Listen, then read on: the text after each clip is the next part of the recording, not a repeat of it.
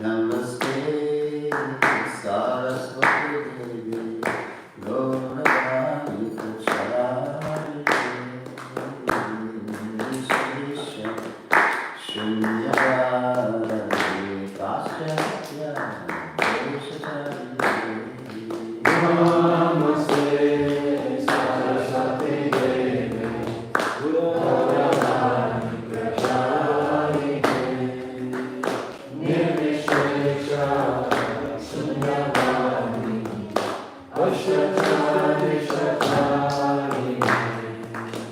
Sri Krishna Chaitanya Prabhu Nityananda Sri Advaita Radha Sri Vasari Gaura Jaya Sri Krishna Chaitanya Prabhu Nityananda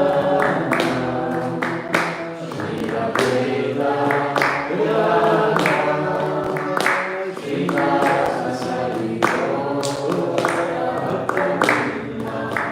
Hare Krishna Hare Krishna Krishna Krishna Hare Hare Hare Rama Hare Rama Rama Rama Hare Hare Hare Krishna Hare Krishna Krishna Krishna Hare Hare Hare Rama Hare Rama Rama Rama Hare Hare Hare Krishna Hare Krishna Krishna Krishna Hare Hare Hare Rama Hare Rama Rama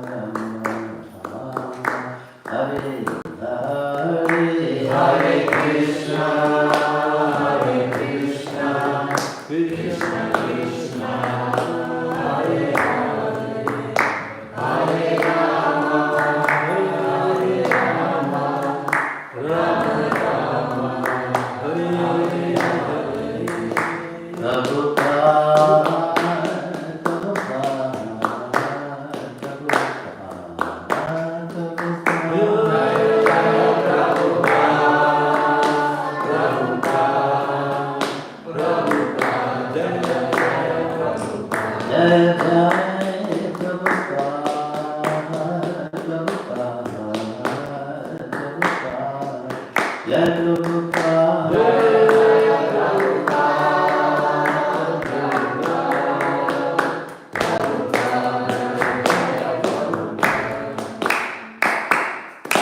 Let's all say, Om Vishnu Padaya Krishna Prasthaya Bhutale Sri Bhute Bhakti Vedanta Swami Namane Namaste Saraswati Devi Gaurani Prachari Nirvishesha Shunyavadi Paschatya Deshachari Sirupati. Welcome back everyone to our Founder Acharya Seminar Series. Today we're beginning lesson 4. It's the beginning of deepening our commitment to Prabhupada's mission. So to do that, first of all, we have to know what it is and where it came from. So lesson 4 is mission's roots. Famous photo. Our Vishaka Devidasi took this photo at the request of Jumuna, who was cooking for Prabhupada at Radhadesh during the Nectar Devotion Series lectures.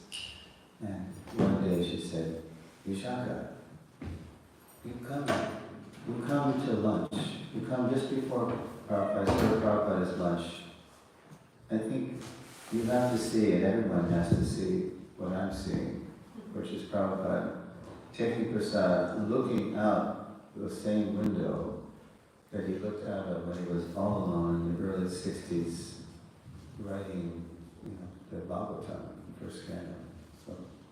So Prabhupada's actually posing there. He kindly agreed to pose.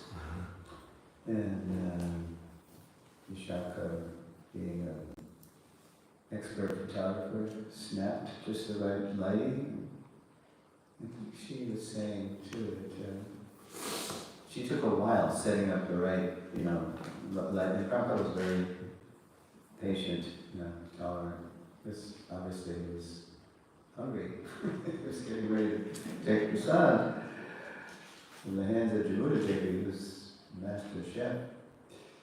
And there we have it. Click. And it's one for the ages. From the beginning, by the way, Sai Bhadra, Hare Krishna, thanks for coming. And what we do is we... I've been listening on. You've been listening, okay. So you know it's Q&A at the end. Okay, good. From the beginning, signs of Abhay Charande's divine destiny had appeared. His birth by the Ganges on Nandotsava, the celebration of Lord Krishna's advent. His childhood devotion to deity worship, especially Radhadesh, Lord Krishna's chariot parade. So, we were lucky when Satsrupa Maharaj was writing the Lilamrita,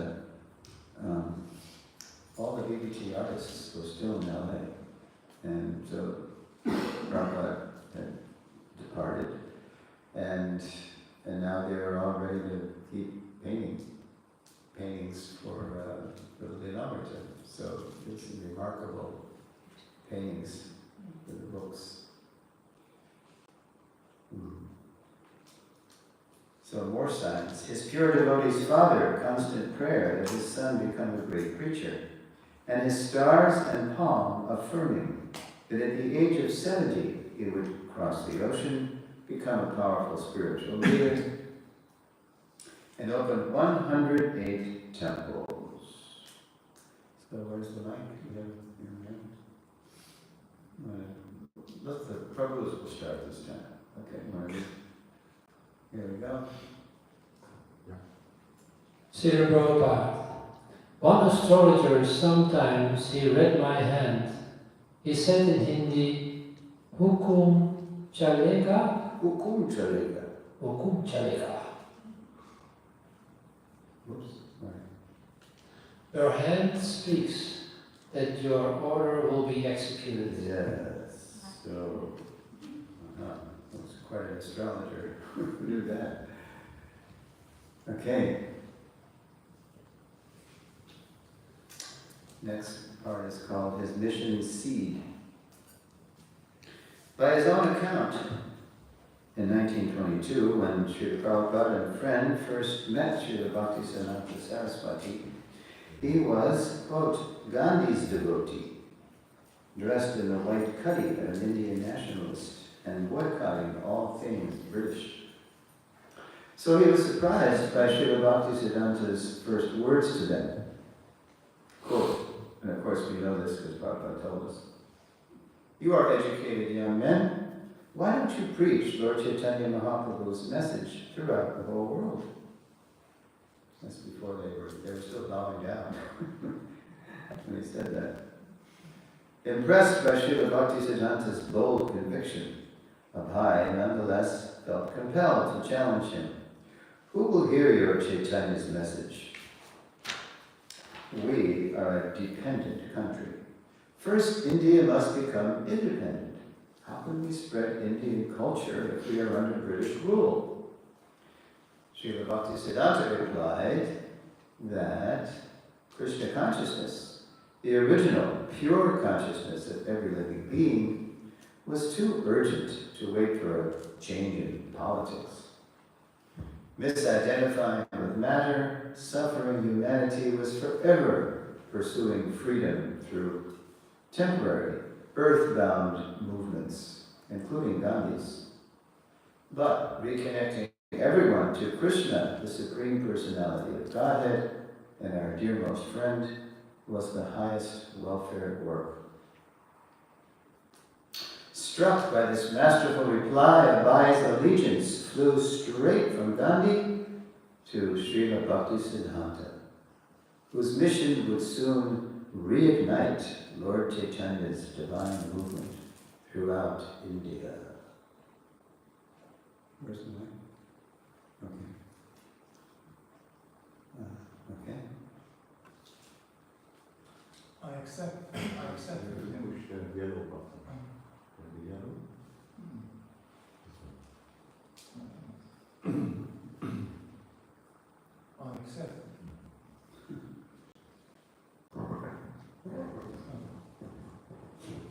I accept. I accepted him immediately. Prabhupada later recalled, not officially, but in my heart.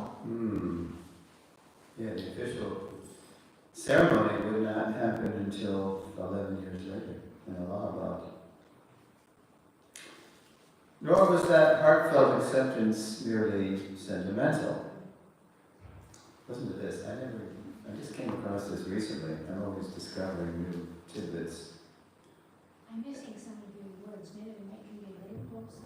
Huh? I'm missing some of your words. Okay, this is what Bhagavati was saying. She said, I have to be right. Okay. There we go. Is that better? Okay. Sounds too loud to me, but I guess what counts is how you're hearing it. I accepted it immediately, not officially, but in my heart. And then I say, nor was that heartfelt acceptance merely sentimental. In another Srila Bhaktisiddhanta Disappearance Day lecture in Hyderabad on December 10, 1976, Srila Prabhupada reiterated, quote, so, anyway, from 1922 to 1933, practically I was not initiated, but I got the impression of preaching Chaitanya Mahaprabhu's cult, and that was the initiation by my Guru Maharaj, the impression of preaching. Prabhupada considered that to be the essence of initiation. Then, officially, I was initiated in 1933. Interesting, huh? The essence was the preaching with the outreach, the preaching spirit. Krishna also says in Gita, there's no one more dear to me than someone who teaches this. Already a husband, father, and office manager at a Calcutta pharmaceutical company, Abai decided to start his own pharmacy, expand the business, and also contribute to Srila Bhaktisiddhanta's mission. So this is the beginning of a decades-long attempt to fulfill that prophecy, because Prabhupada of him becoming wealthy. Because Prabhupada said, I was supposed to become another Birla. Another Birla, it's like millionaire, billionaire. Oh, Birla is billionaire. Yeah, Birla. Do you have any, what do you say in Belgium? Who's the richest person in Belgium? Kuka. Mark Kuka. Kuka.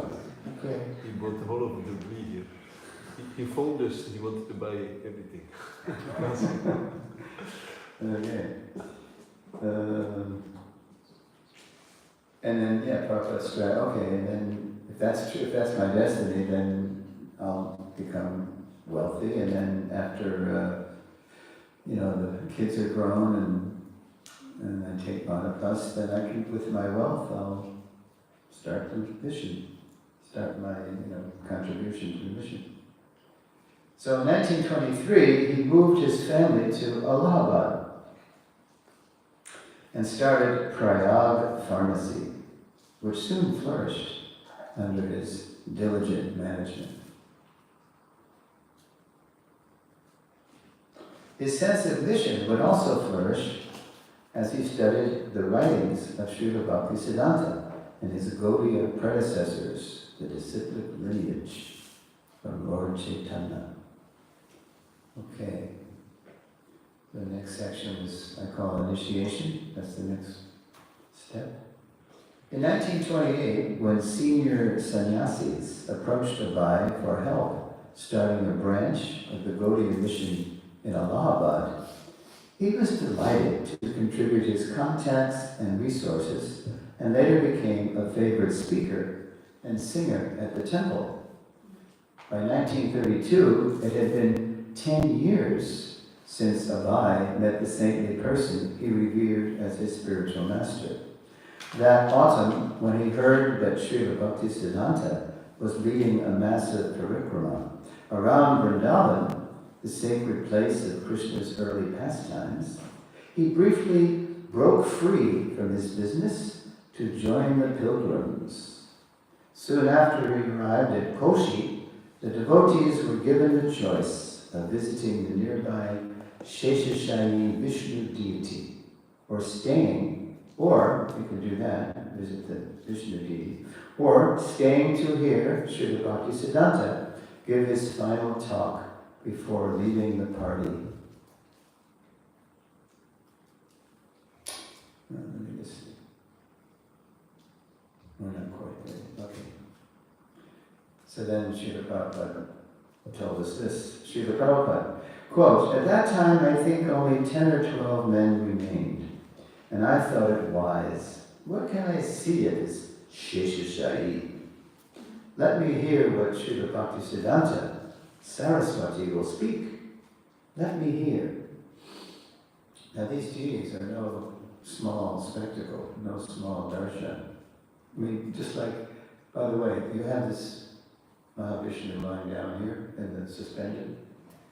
And for the life of me, for the first couple of mornings I was here, I was looking for wires. And I'm thinking, this is mystical. How do they defy the laws of gravity? They must have some really good engineers there. And finally, I just put my beads down, and then I went behind, and it's bolted. Good show. Has anybody ever seen these? If you've been to South India, they're full of these. You see these 3 altar. The head is the first altar, and then you go. It's like 3 times going. So then you see the navel, and then you go to the 3rd altar. You see the lotus feet. It's quite a. Yeah, well, they're all over South India, these Vishnu temples. Yeah, probably. Yeah. I saw one in Tiruvananthapuram, Kerala, Trivandrum. Yeah. So, I was amazed. I'd never seen that. Okay, so Prabhupada, what can I see at this Sheshasha? He just wanted to hear Srila Bhaktisiddhanta. Okay, so that, and Bhaktisiddhanta took note of that. In 1933, while Srila Bhaktisiddhanta was visiting his mission's new branch at Allahabad, the local leader, some brahmachari, Atulananda brahmachari, recommended Abhay for initiation.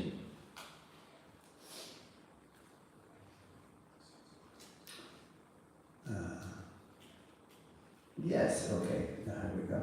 Yeah, okay, now I have to read. So, yes, okay, okay. Want to read the title there? The seed spoils. Yes. Yes, I shall initiate this boy, Srila Bhaktisiddhanta said. He's very nice. He hears me very patiently. He does not go away. Prabhupada would tell us, Guru Maharaj was speaking very high philosophical way. I could not always follow. But whether I understood him or not, I loved to hear him speak. And because I was good at hearing, now I'm good at speaking. Shravanam, Kirtanam. He does not go away. Although Abhay's wife chose not to attend the ceremony, a brother and sister were present as Srila Bhaktisiddhanta gave Abhay the initiated name Abhay Charanaravinda Das, the servant of one, fearless at Lord Krishna's lotus feet.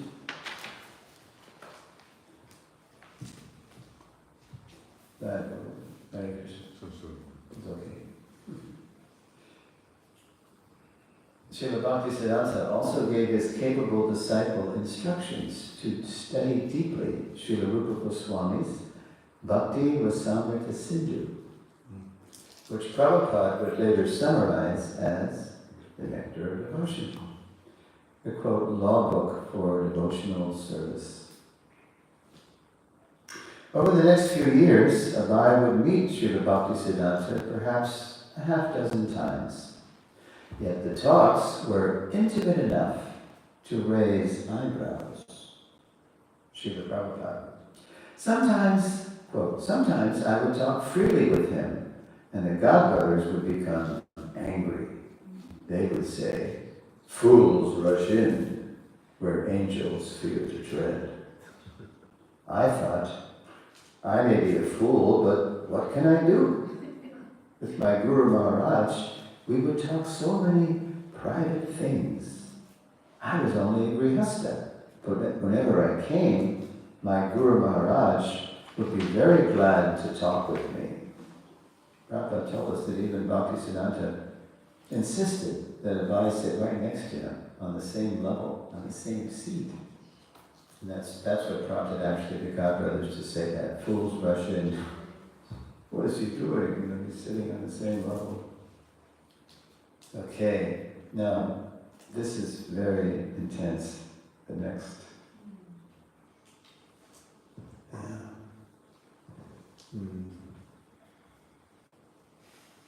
Is Kripa blessed?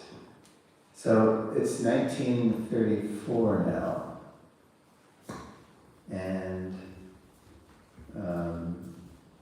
actually 1935 is where all the blessings really happen. But I'll set the stage with what happens in 34. There's a young Abhay Chanande. Although an astrologer had predicted Abhay could become one of the wealthiest men in India, in 1934, bad debtors and cutthroat competitors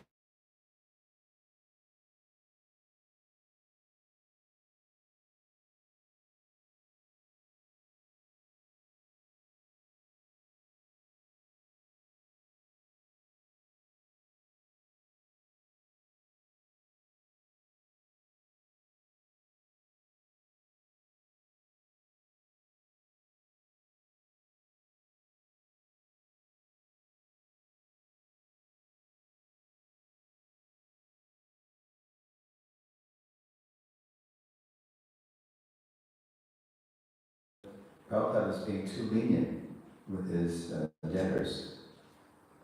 They weren't paying him timely enough, and therefore Prabhupada couldn't pay Bose timely. So Bose said, well look, I can't, I'm happy to keep extending you credit, but this can't go on forever. So I'll tell you what, I'll come and take a look at your books and see how to solve this. So we came to Allahabad.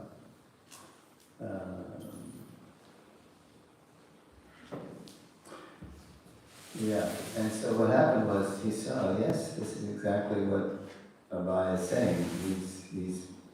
They're not paying him. So he made a proposal. He said, look, the only way, you're so far in debt, the only way to get out of this is if I assume all the debt and I take over the business. And then, you won't have a business, but at least you'll be out of debt. So Prabhupada was already thinking, this is not really happening here in Allahabad in a big way. They're not going to become another Birla. So he already had a plan that he and a brother would go to Bombay to try to make it big in a big city, right? So buying and selling and producing and selling pharmaceuticals. So after arranging a small pharmaceutical works to support his family in Allahabad, what he did was he left Radharani Gay, his wife, and growing family with just enough to maintain and get by, while he and his brother went to Bombay. After arranging a small pharmaceutical work to support his family in Allahabad, Abai and a brother ventured to Bombay, seeking new sales and production opportunities. Sounds good, but Lord Krishna, it turned out, had greater opportunities in mind. So here's what happened in Bombay in 1934. As in Allahabad, Abai met senior Gaudiya sannyasis. It was Bhakti Saranga Maharaj and Bhakti Raksha Maharaj. And they had heard what happened in Allahabad. So by Chris's arrangement, they met Abai Acharya and they asked him to help them start a mission branch in Bombay, because they had been ordered to do that by Srila Bhaktisiddhanta. But they didn't know how to do it. They were real renunciates, and they weren't really good at approaching big people and like that. So, let's see. His preaching increasing since initiation, Abai soon helped them launch a successful center.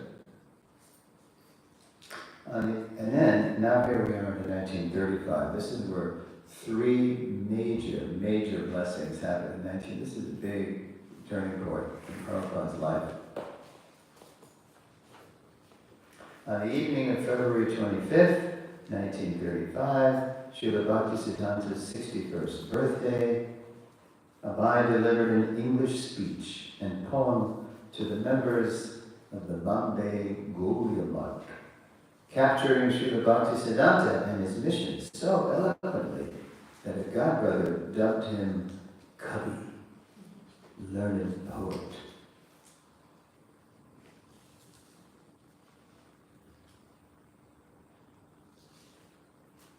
We're getting close to the audio. Embedded here, it's a real treat. Especially pleasing to his spiritual master. So Prabhupada gave a speech in English, and then he wrote a poem. Especially pleasing to his spiritual master was the couplet in the poem,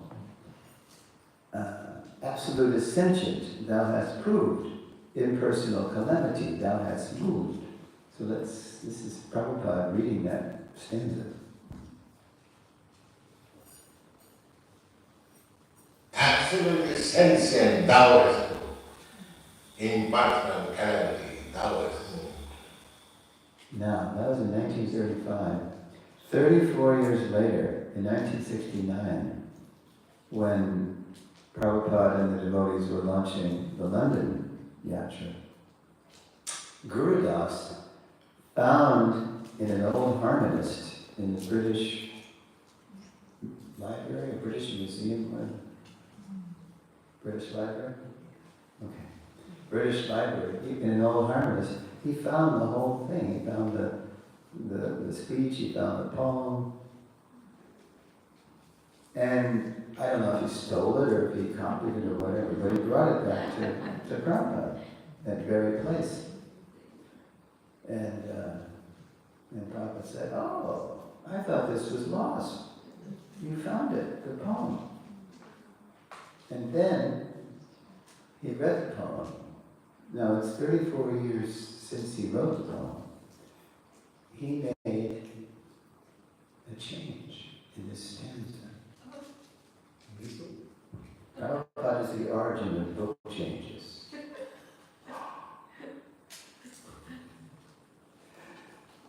Anybody guess what word? He changed the word there. In this word? Yeah, in that stanza. The origin of what? I said, I just made a joke, the controversies over book changes, and he corrected himself, because 34 years on, he knew le mot juste, as the French say, the more apt word. So what word in there could be, you could take it that, with poetic license, you could take it that it was okay, but then Prabhupada, he changed the word. Come on, you guys know this. Impersonal? Hmm? Impersonal? No, that's pretty straightforward. Maybe. What word in there could be more apt? What is it? Don't murmur your guesses. Moved. What did he change it to? Removed. Well, Okay. because that's what he means. That's what he really. That's what he. I mean, you can sort of get the idea by move. Okay, move, remove.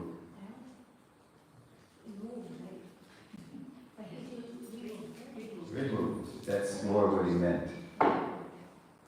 Because English is not Prabhupada's first language. But with poetic license, you can sort of, get them out. So. Okay. When Abai submitted the speech and poem to the mission's English journal, The Harmonist, Srila Prabhupada instructed the editor, what's the blessing, anybody know? Whatever he writes, publish it. Whoa! That's huge.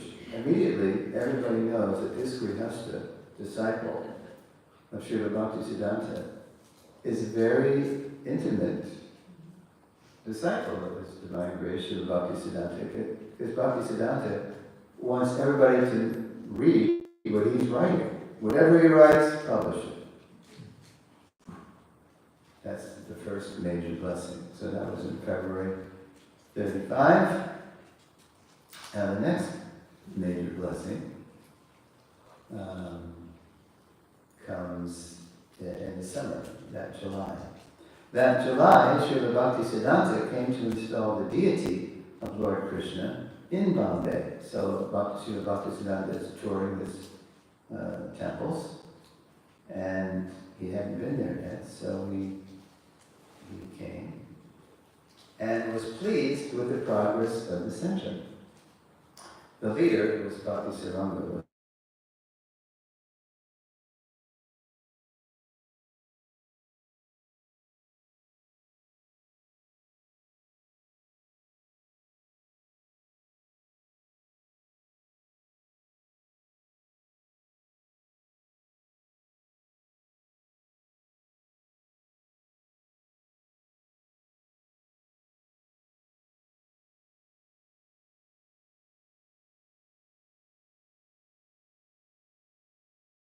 Touched a new branch. Why is Abai living separately? He asked. He should be president of this Bombay Center. Bhaktisiddhanta Saraswati replied, and this reply is it proved prophetic. Bhaktisiddhanta Saraswati replied, it is better that he is living outside your company. Because it's only this is it's about a year and a half until Srila Bhaktisiddhanta departs. And the Gaudiya fragments. So it is better if he's living outside their company. He will do, when the time comes, he will do everything himself. You don't have to recommend him. Now, Prabhupada wasn't there, but he heard about it. He heard that Guru Maharaj had said this. And he was mystified. What? What does that mean? Mystified by what he heard his spiritual master had said, Prabhupada later reflected, and this reflection didn't come to January 1977. I mean, he had a reflection, but he didn't tell us what he made of it until 1977 in the famous train ride, January 77, from Bombay to Allahabad. And so Prabhupada told him, Hare Shari and Rameshwar and some others. This is how Prabhupada interpreted that in hindsight. That means he was so kind that he expected that I shall do something. And he's saying this now, January 1977, January 12th, train ride to Allahabad. You can look it up in the database. And by then, the Hare Krishna movement is a big success, right? 108 temples and all over the world. That means, Prabhupada said, he was so kind that he expected that I shall do something. That was my asset, his blessing.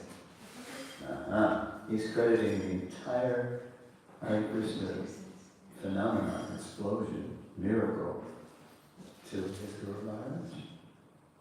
And I was thinking that this mission must be done very nicely. So desire was there, and maybe blessing was there. Yes, there was no question of qualification. He just attributed the whole thing to Srila Bhaktisiddhanta. Okay, so that's the second major one. He will do. He was like, he can see past, present, and future. He can see what this one disciple would do. Now, the final one is in November of 35, and it's the heaviest one. Heavy. Alright, you can see Srila Bhaktisiddhanta looking very concerned there, right?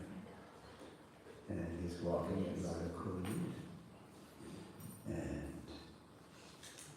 in November 1935, once again,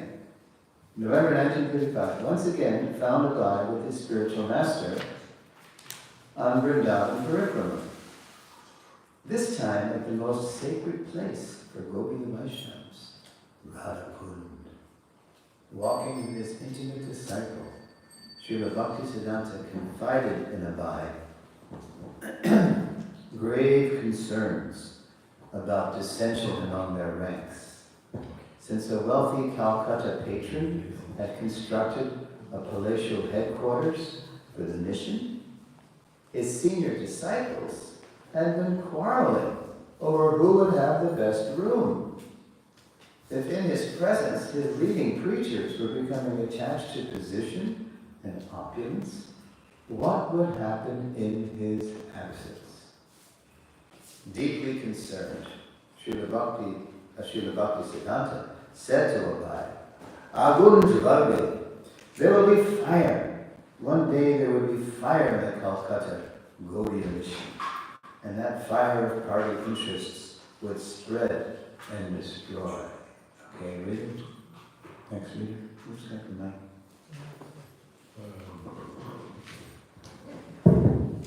Would spread and destroy. Okay. Srila Bhakti, his scripture blessed. Srila Bhaktisiddhanta then said directly to Abai, Amari Chachila Kichubai Karana.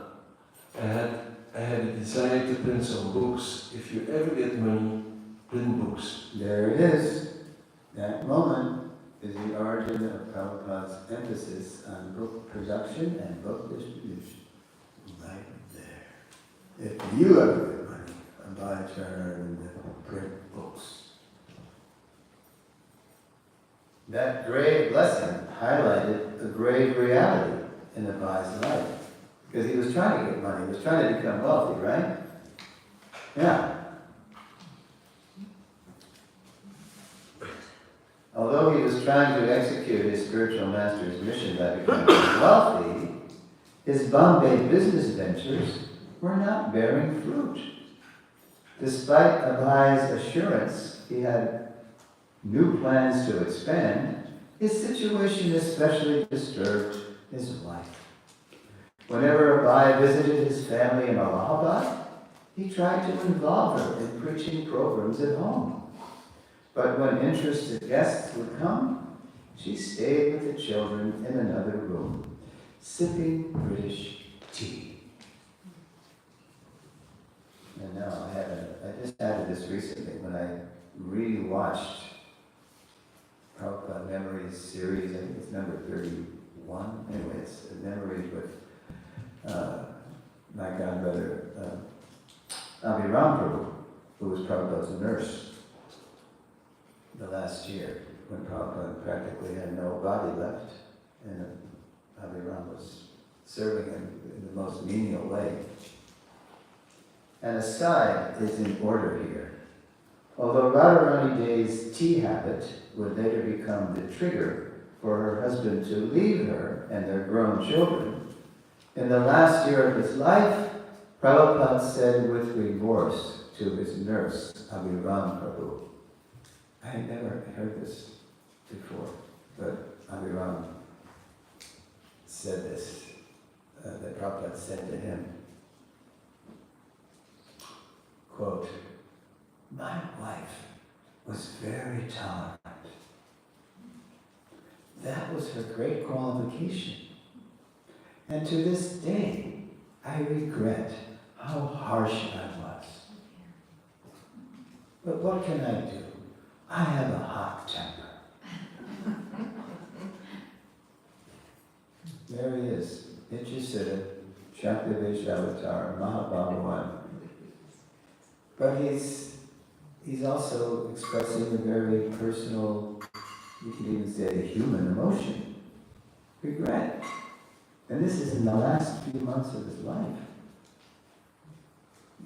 Because Prabhupada's temperament was more like his mother, Rajni, who was, fiery. And when Abai refused to go to school, she hired men to carry him to school. Whereas, Gaur Mohan, his father was lenient. Oh, he will go to school tomorrow. No, he must go today. I have a hot temper. And as you know, from seeing the memories, and, Jayabhadra Prabhu, did you ever see Prabhupada's hot temper manifest? Did I ever? Were you ever in Prabhupada's presence when the hot temper, yes? What did you want me to say? Did you, well, now that you've said yes, can you tell us briefly, just the moment of... Well, the first time was when I received initiation from him. And he got mad at you while he was initiating? I don't know why. Hot temper, in other words, Prabhupada said, I have a hot temper. Oh. So he would also manifest that with us. No, and Nikunji Vasini knows about this. Okay. Nikunji, she knows something about Prabhupada's hot temper. Did you witness it? Yeah. You did at the Shwas. At the In name. Amsterdam. I was a guest, my brother was a devotee, and he invited us to come and see the spiritual master because it would purify us, so my parents. And we came as guests, and Srila Prabhupada was so upset that because nothing was arranged for the Jagannath's installation. Oh, okay. Yeah. And Prabhupada was yelling and telling this, Yes. and all the devotees were running, crawling, and trying to please Prabhupada. I was so impressed. I said, not for me.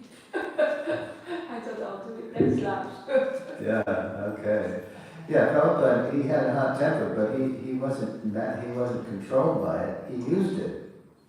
And then, he would explode and then chastise. I've seen it. But then the next minute, he just let it go. He just used it to teach. So in Amsterdam that's what happened when they took Prabhupada back to his apartment and they were so apologetic. They said, we are so sorry, Prabhupada. And he was sitting on his bed and he held his knees and he said, what can I do? I have to teach you. And then he held his knees and he went like this. Hari Bol. Yes. Okay. Okay, so the next section is called, so that was 3 major blessings, and then here we are now into 1936. I call this confirmation. Oops. Okay. Yeah. Let's go back.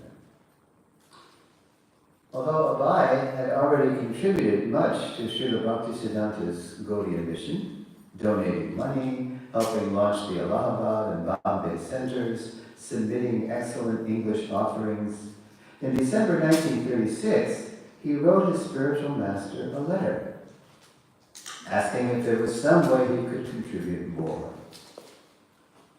All right, next reader.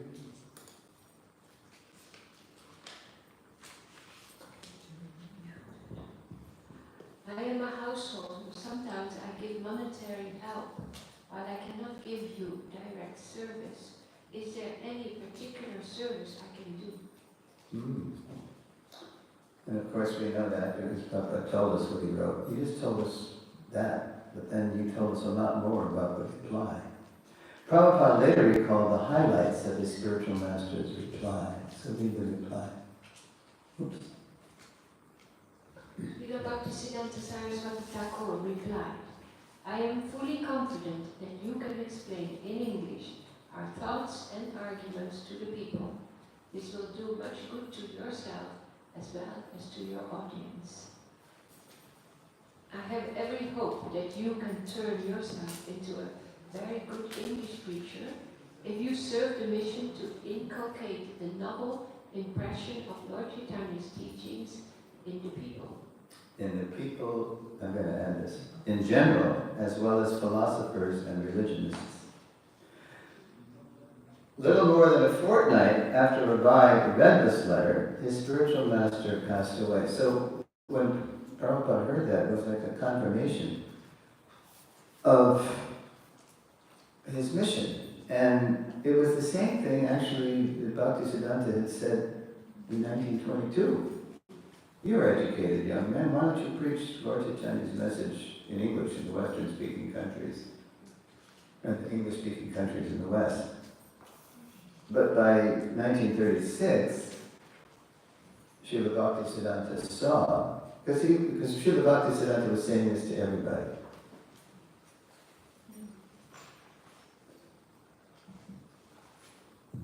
So saying this to everybody.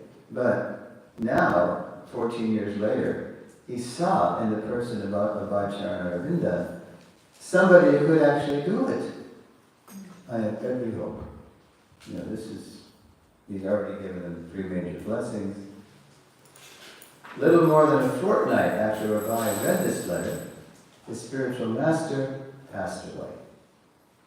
The same instruction he had received at their first meeting was now confirmed. Srila Bhaktisiddhanta's order was now the very purpose of his life. Hare Krishna. Yes, this is. Was now the very purpose of his life. Next section I call war, not just World War II, but Gaudiya. They went to war with each other. War. The quote, fire in the mission broke out almost immediately. Although Srila Bhaktisiddhanta had clearly ordered his disciples to form a governing body and work, quote, conjointly, some leaders began competing to replace Srila Bhaktisiddhanta as the mission's supreme spiritual authority, as well as the controller of its assets. The fighting ended up in the courts, but because none of the parties was authorized, the unified Gaudiya mission Srila Bhaktisiddhanta had led throughout India and beyond, fragmented into isolated temples.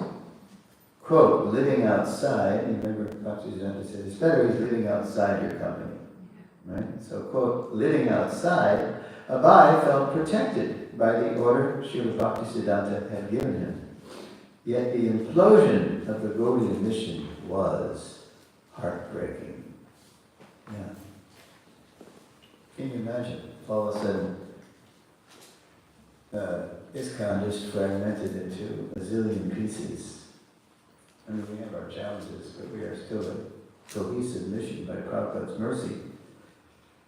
And Radhadesh would remain, but to not be part of a worldwide mission, I mean, you can do a lot more when you're working together. Just like your dad Chaitanya Prabhu just went off for 6 months to Mayapur. Wow. Because that's the capital of ISKCON. And then they'll come back. It's like you get energy when you know you're part of something. Like I'm living in Tucson, Arizona, so we have a nice little scene there. About 1.5 miles from the University of Arizona. Govinda's restaurant, everybody loves it. And People come just to chill at their fish pond and birds, aviary. They know it's a spiritual place, even if they don't know what we're doing. So that's nice. But still, if all of a sudden there was no more ISKCON as a cohesive, unified organization, it would be heartbreaking. Yet the implosion of the Gaudiya mission was heartbreaking. In 1938, he dropped his Bombay ventures. Prabhupada gave up 3 times. He tried to build a business up. 3 times. Krishna wouldn't let Prabhupada become rich that way. Krishna had ideas of making Prabhupada wealthy another way. Hare Krishna. Hare Krishna. Come in, please. Yeah, this chair has your name on it. All right. Okay, thank you. So, Prabhupada just, okay. In 1938, he dropped his Bombay ventures and moved his family back to Calcutta. So he moved the family back from Allahabad, and he came from Bombay, and they met once again in Calcutta.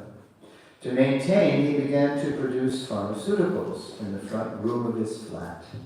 Deepening his study of his spiritual master's books, he spoke Krishna-conscious philosophy to whoever would listen, determined to somehow carry on Lord Chaitanya's movement. In 1939, Abhay wrote an introduction to the Bhagavad Gita, indicating his intention to translate and comment on the entire text. Impressed by Abhay's writing and preaching, 2 sannyasi godbrothers gave him the title Bhaktivedanta.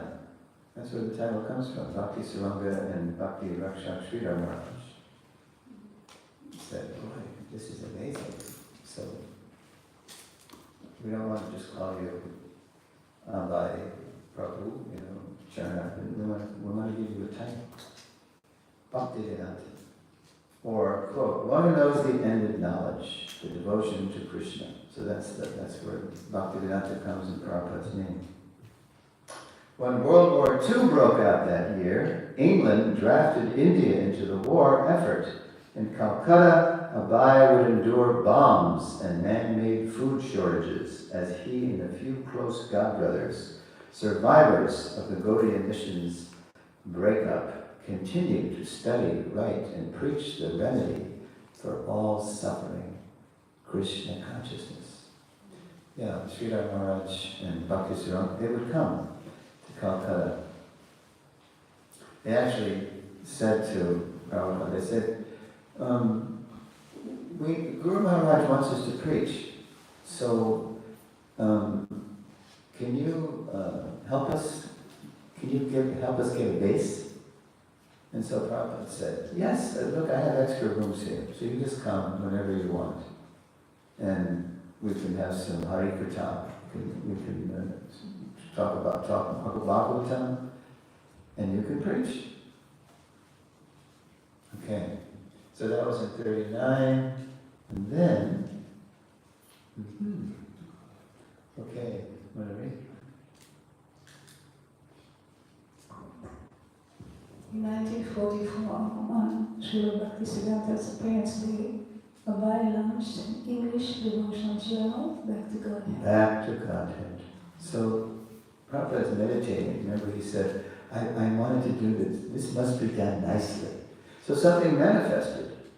He actually started a journal. And that wasn't how it looked at the beginning. It was just plain. There was no graphics. You can see the date. 58. Prabhupada hired somebody to design a logo. And he told, Prabhupada designed it, but he told the person what he wanted, and this is how it looked. But the first few were just plain. Offering spiritual solutions to material life's endless problems. BTG saw print only twice that year, owing to the Indian government's severe rationing of supplies, including paper. Abai's messages were scarcely noticed, much less valued,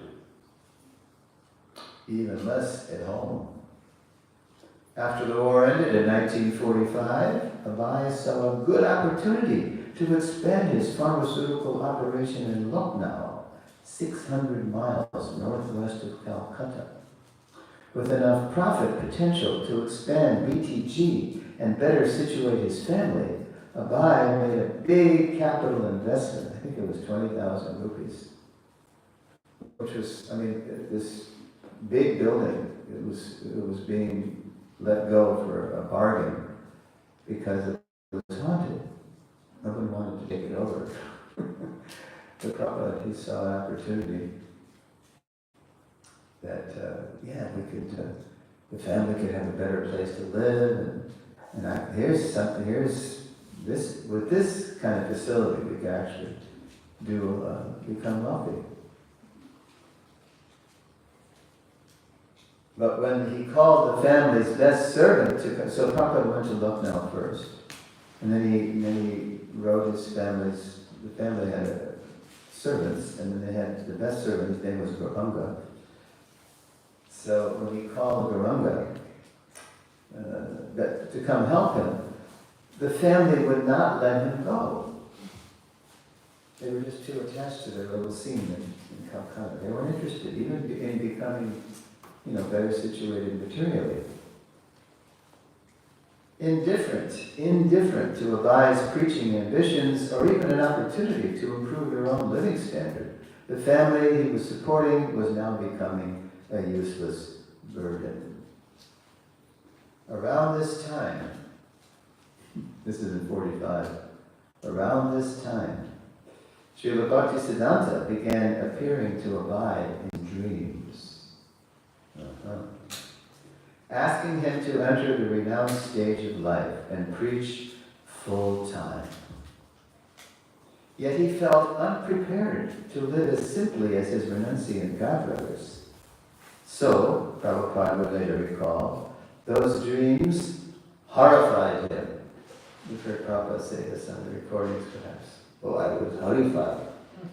How can I live like my sannyasi godbrothers? I'm a grihastha, I'm used to a certain level of creature comforts, but how did it horrify him?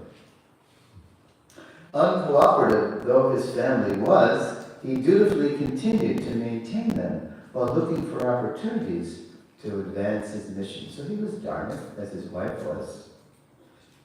She was very dutiful. They were raising the children at home. And she just didn't want to be a missionary's wife. She didn't want to be a preacher's wife. She just wanted a nice, peaceful home life. Worship the deity, raise the children, cook nice prasad. But Prabhupada, he was on fire with the mission of his Guru Maharaj. So the last section of the presentation, I call it the spark. Although victorious in the war, Britain would soon lose India. To Mahatma Gandhi's nationalist movement.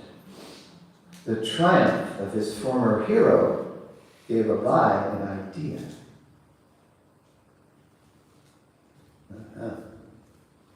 So, there's Prabhupada in July 47 writing Mahatma Gandhi, and who's going to read? Where's the mic? All right, there we go. This is an excerpt. Are the unknown friend, you should therefore take note of warning from your insignificant friend, like me, that unless you retire entirely from politics and engage yourself 10% in the preaching work of Bhagavad Gita, which is the real function of the Mahatmas, you should have to meet with such inglorious death as Mussolini, Hitler, Tojo's met with. Prabhupada later recalled, quote, I wanted to start this movement from India. I even requested Mahatma Gandhi that, Mahatma Ji, you have got some respect all over the world, and you are known as a great student of Bhagavad Gita. Now you have got your Swaraj, the Britishers have gone away, let us preach Bhagavad Gita, real Bhagavad Gita, as it is. My letter might have reached him or not reached him. His secretaries might have rejected it, but then he was killed. Abai's letter now proved prophetic. Although he had hoped to engage Gandhi to advance Lord Chaitanya's mission, Gandhi's demise would soon give the first name to Abai's plan to revive the Gaudiya mission. This is what you're going to hear in the next lesson. As Prabhupada later recalled, I had my plans and Krishna had his. Okay. So let's take a look at the learning outcomes. Who wants to read the learning outcomes?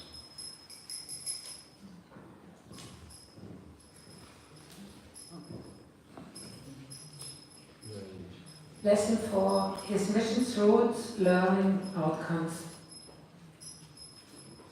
By now we should be able to recall some early signs of Srila Prabhupada's divine destiny, identify the seed of Srila Prabhupada's worldwide mission, recall why Srila Bhaktisiddhanta initiated Acharya, recall 3 special blessings Srila Prabhupada received from his Guru Maharaj in 1935.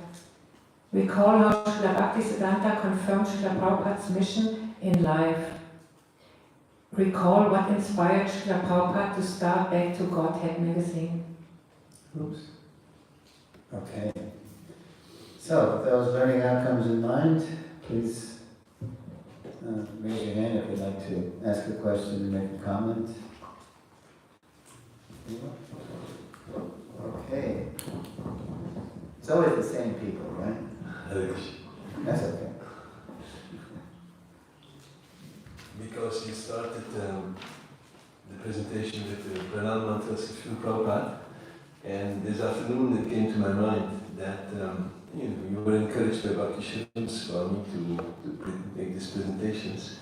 So actually, encouraged by who? Bhakti Swami. Yes. Yeah. So he wanted that when we devotees meet and they pay obeisances, they do this Vanchikarapataruvisha. But actually, Guru Maharaj wanted that we say the Pranam Mantras of Srila Prabhupada. Oh. And that would make Prabhupada very much in the center. That's about Guru Maharaj, God family secret. He told that to his disciples. Huh? Yeah. I know that he wanted that. I think when we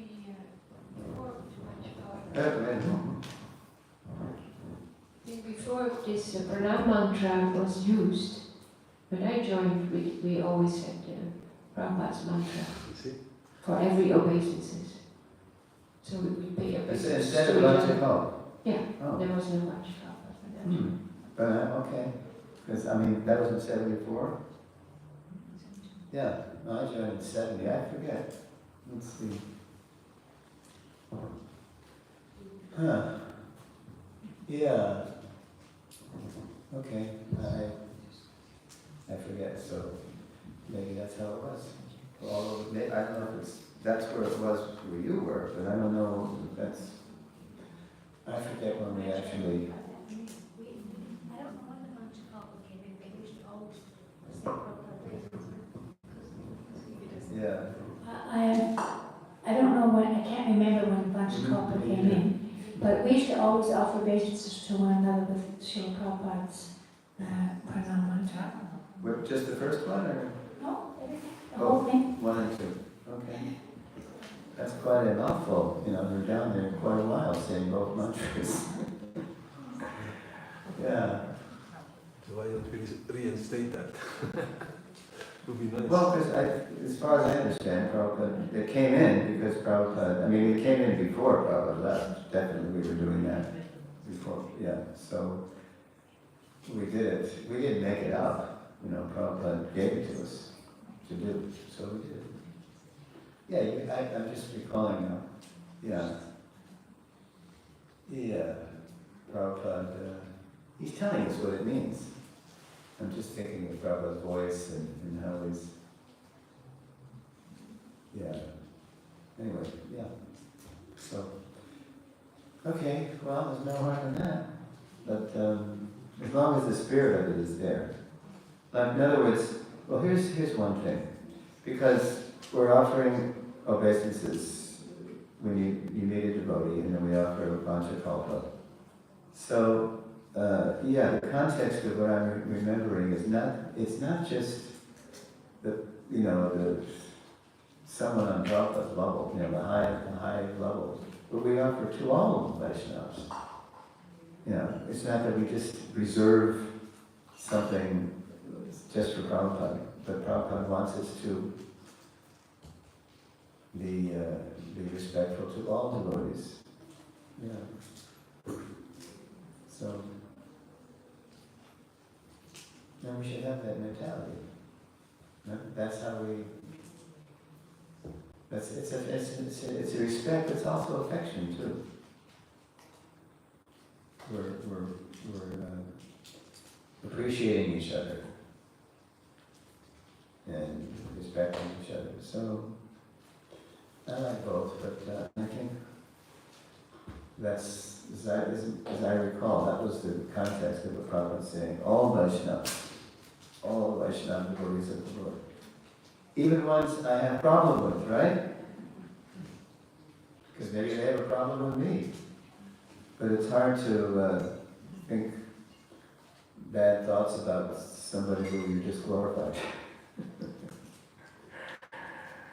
Unless, of course, you're just mouthing the words and thinking, anyway. Okay, something more in line with the learning outcomes. Yes? Mike? Dr. Mike?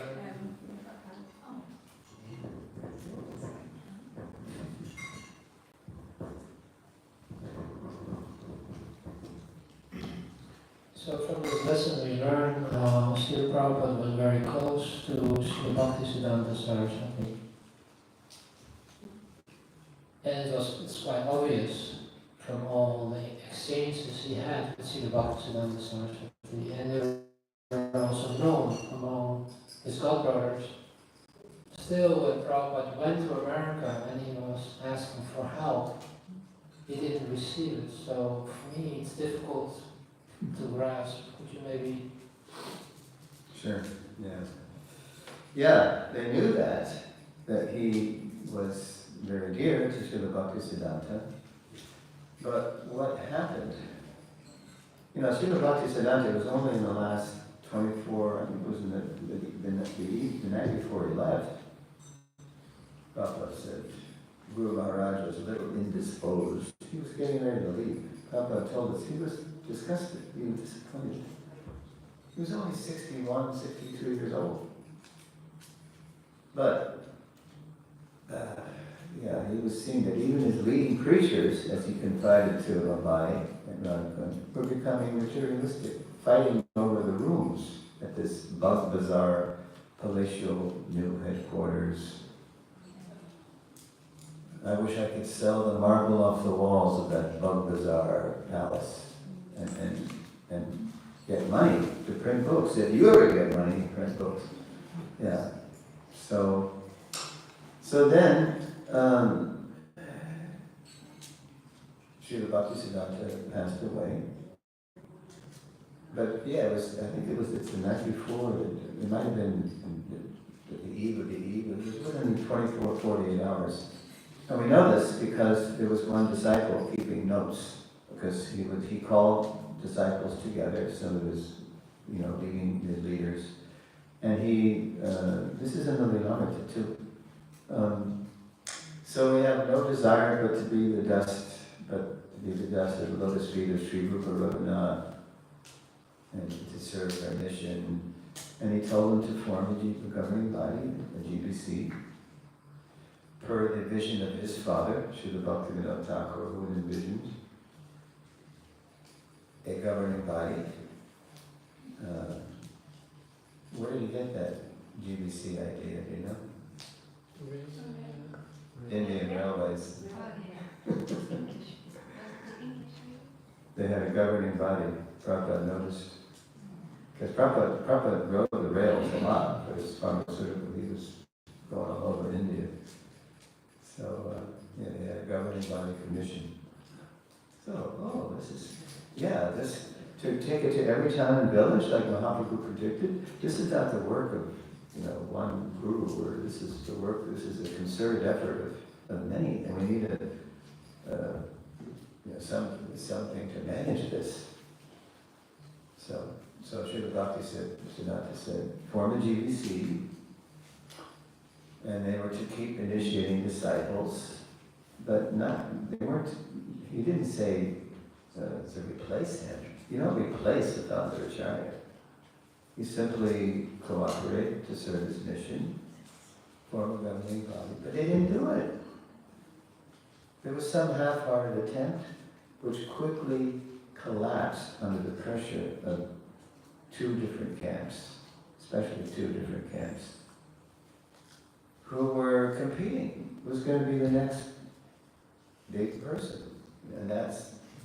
And Prabhupada said because none of them were authorized, they all fell down. They all fell down because that was a big offense. So that's one answer. It was the printing press, the main printing press in Calcutta, was sold by one of the leader of one of the factions to get money to fight in the courts. Whew. That Gaudiya mission, which had inspired and reignited a renaissance of Krishna consciousness all over the subcontinent of India, had become a disgrace. They were fighting in the courts. It must have been so heartbreaking for Prabhupada to see that. But he was aloof from the fray. It's better he's living outside your company. Whew. So by the time Srila Prabhupada got to America and was writing them, even though they knew what Guru Maharaj ordered, there was too much bad blood, there was too much fighting, too much offense at disobeying Bhaktisiddhanta's order. They couldn't cooperate. They couldn't help him. And that's why Prabhupada had to start something fresh, take a clean break from the Gaudiya Mutt, the Gaudiya mission, and start a new branch, ISKCON.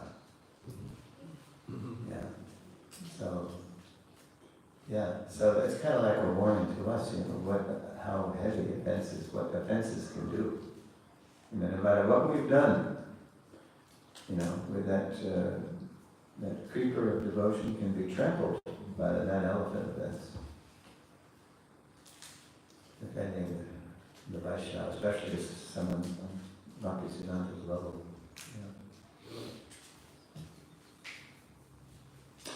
Okay. Going to see Mom.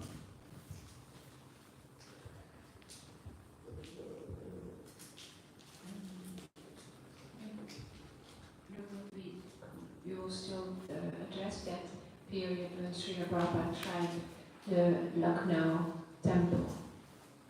That will still be addressed. That time that Prabhupada, the legal devotees. Yeah. Wasn't that? No, that was Jhansi. Jhansi. That's coming up. Oh, that's coming up. Yeah. Because there Prabhupada did try, even after that didn't work, he did with some different months. Yeah, Jhansi is something manifested in 3 dimensions. Prabhupada did manifest back to Godhead, but it was a journal. He became a transcendental journalist, commenting on the war and all problems of material life from the viewpoint of Shastra. But in Jhansi, something actually manifested, so that's coming. Yes, Vishwambar Prabhu, here we go. We're on the air. I was just thinking about the Back to God magazine and how it's newspaper and journalism, and like you say, and yeah, now with the boom of internet, after the years, I guess the last 5 to 10 years, like most newspapers and magazines have had to re-look at their business model. Their business models, yeah. Very few have Right. survived it. Yeah. Like the Huffington Post, were one of the few that, because they transformed their methods to, yes. So anyway, I mean, I'm just putting it out there, like, are we taking care of Back to Godhead magazine in that sense? Oh, BTG, yeah, we still have print issues, but they have, is there any BTG online? Well, they make the issues available, right? After a few months, they make them available from Krishna.com. Yeah. And on the desire tree you can have it. You can read BTG articles from Desire Tree? I've never opened it with the offering. Oh, for free? I don't know. For a fee? I don't know. But we have, apart from BTG, or in addition, not apart, yeah, in addition to BTG, there's my godbrother Pancharana Prabhu, Mayapur, the voice of Mayapur. He's got a great voice. He's got ISKCON online. ISKCON online.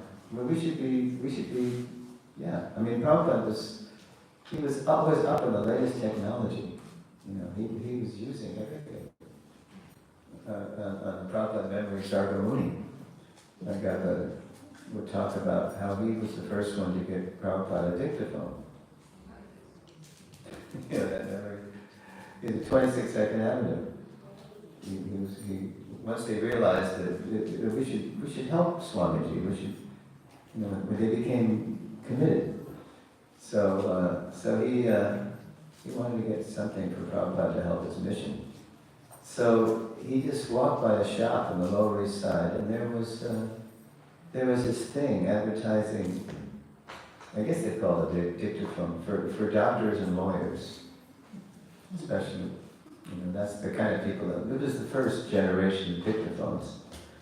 And so dictaphone, Swamiji's always dictating, his purport, so he's writing at night. So maybe this is a way he could do it faster, So he went in and he asked the guy about it, and so Gargamuni said, well, I have a teacher, and he's always translating, books. So you think that would help? Oh yeah, that sounds like a great application of this. So we bought it. He spent a few $100, which was a big investment for him, and then he brought it to Prabhupada. And everybody said he made sure he understood how it worked, because he wanted to give it to Prabhupada and show Prabhupada how it worked, because he thought, Prabhupada, he was living in Vrindavan, he doesn't know these things. And so he brought it to Prabhupada, took it out of the box, and then he offered, see Prabhupada, let me show you how it works. And he pushed a few buttons and then gave it to, and then Prabhupada said, no, that's okay, I can figure it out. And then he just started using it right away. And he was very happy. He said, oh yes. So Gargamuni was like, wow, this is mystical. He just knew how it worked. He knows everything, So Prabhupada, he was just into it. You can imagine if Prabhupada was, with us today physically, he would use the latest stuff. Because it increases the reach. Of course. Right? Every town and village, and now every town, village, and device, electronic device. That's where people live. They live on their phones, and they live on their, iPads, and so, we need to do more, but it's just, a lot of devotees are pretty tech savvy, like you. Maybe you need to do a newsletter. Oh, there is a newsletter. Who does the newsletter? I get it. I subscribe to Radhadesh newsletter. Who's or Shamsaki or who? Shamsaki? Shamsaki. Is she, where is she? Okay. But she lives here, right? We also have Chaitanya Charan. He goes around with his phone and he does some, news. Good. Get the word out. Think globally, but act locally. Okay, anything more? Let's see, we got 6 minutes. So, Kash blows. Can you remind us of those 3 blessings in 1935? Sure. My favorite part of the lesson. I don't even have to turn to the slide.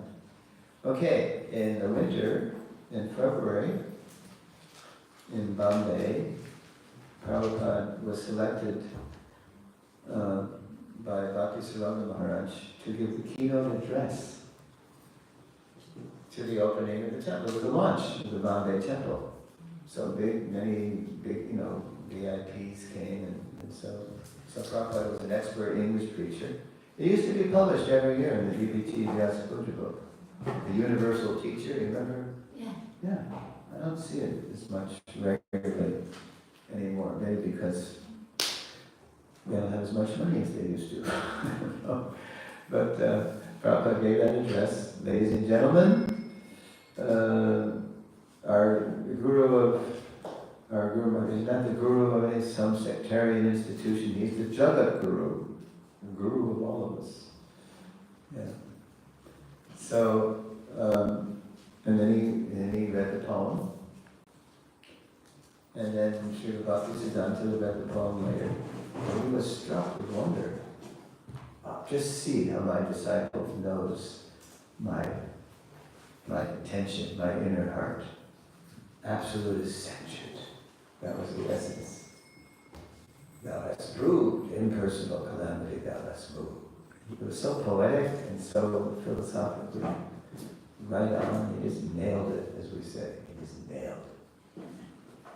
And so that was winter. And then in the summer, Srila Bhaktisiddhanta was touring, and Bhakti Saranga Maharaj said, why is the guy go? Everybody loves how he sings with a harmonium. He comes to the temple, and his preaching is very sweet, and he knows he's so learned, and he's such a good organizer. He knows how to relate into all these different kinds of people in Bombay, the gateway to India. He should be the president. It's better he's living outside your company. He will do everything himself. You don't have to recommend him. He will do. So Prabhupada attributed that blessing, he will do. It's like, it's done. It's said by the pure devotee, it's done. It might take years to manifest, but he will do. And then the third one is he gave in Kund in November during Kartik in Kund, the most sacred place in Vrindavan. Srila Bhaktisiddhanta gave Prabhupada what would become the focus of his mission: book production and book distribution. If you ever get money to print books.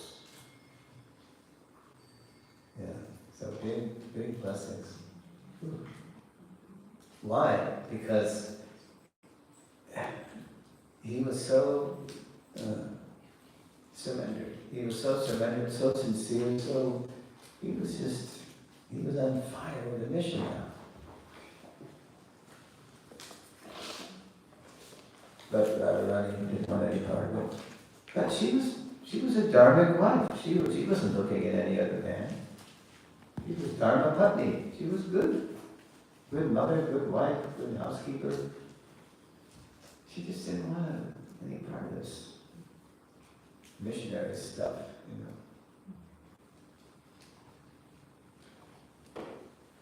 Therefore, she thought Prabhupada was kidding. So now they have to choose. Made it back 54. Tea and me. I mean, she made a point. For the tea biscuits, who did she choose to get a lot of tea biscuits? She chose Prabhupada's Bhagavatam. You can get a lot of tea biscuits for a heavy book, right? But she chose to, there must have been other books in the house, but she chose, just turn it on. Thank you. She chose the Bhagavatam, which was the epitomized Prabhupada's missionary spirit. Right? That became his magnum opus, translating the Bhagavatam. Phew. Okay, so tomorrow we're going to press on with finding his mission and his mission, and it's called his ISKCON branch, continuing the metaphor of his mission's roots. So we're going to continue the botanical metaphor. It's ISKCON branch. Thank you for coming. Srila Prabhupada.